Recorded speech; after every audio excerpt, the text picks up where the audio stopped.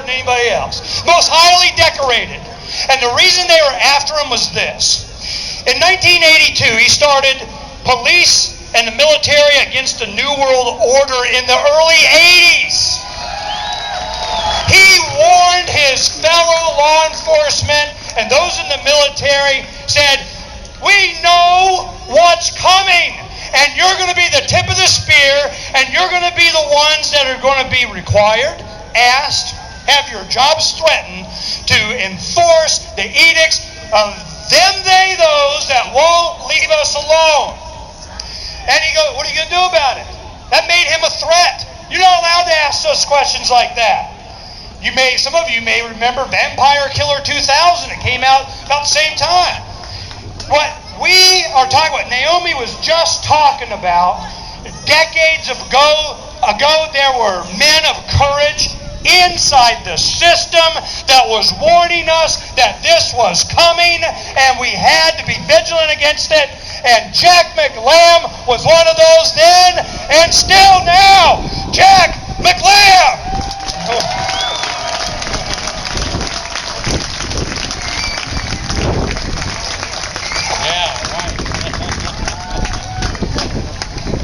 Wow.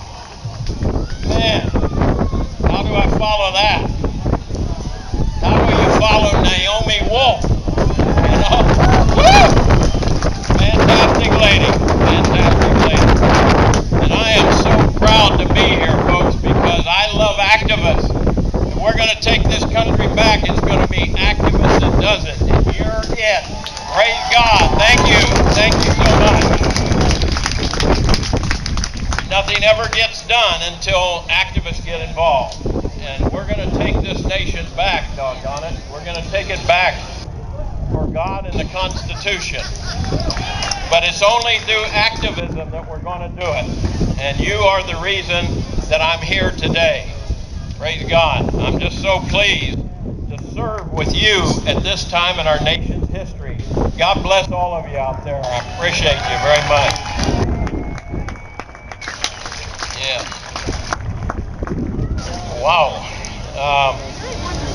I'm here today to talk about martial law, but most of you probably know a lot about it. But I want to tell you what our intel officers are telling us at our two police and military associations in Idaho County, Idaho. That's where we moved our operation about 9 years ago now. And we work 12, 14 hours a day as volunteers. This is my 28th and a half year as working as a volunteer with our police and soldiers.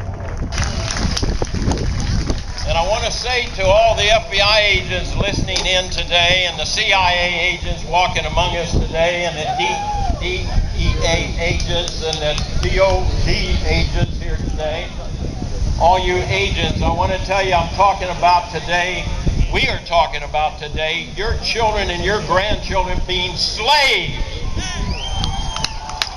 And you don't forget that, you undercover agents that are walking among us today. My brothers and sisters in uniform, but you're not in uniform because you're creeping and sneaking between us today and among us today. If you ever want to have kids, if you do have kids, these people here are the ones that are going to stop them from being slaves in America. Praise God.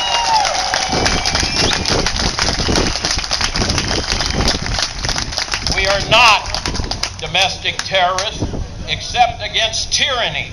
We are domestic terrorists against tyranny, which we have in the highest levels of this government today. The Congress has let us down.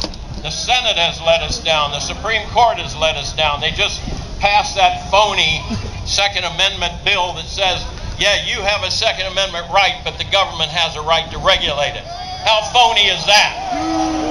You know? Unbelievable. And here the NRA and others are saying, wonderful win for the Second Amendment. Well, I read the UN Charter, folks, and if you read the UN Charter, you know that you got the right to free speech, but underneath it says, except where the government says you don't. You got the right to this freedom, except where the government says you don't. And so the Supreme Court says you have a Second Amendment right to keep and bear arms, except where the government says you don't. Now, that's not what the Second Amendment says. That's not what it says. And besides that, folks, we have to understand this, that we are the sovereigns in this nation. We are still the sovereigns in this nation unless we give it up. Have you given it up?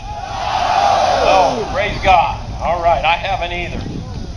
But I'll tell you what this means is we have to understand that we cannot bring our nation back under just the Constitution. It was James Madison that said, our Constitution was made for a moral and religious people and is wholly inadequate for the government of any other. So unless we get back to being a moral and religious people, the Constitution doesn't work. It was made for a religious and moral people. And the founders said that over and over and over again. Now we're no longer a moral people, we're no longer a religious people in this nation, and so we're losing our freedoms, which is the way God meant it to be. God gave us our freedoms. The Constitution didn't.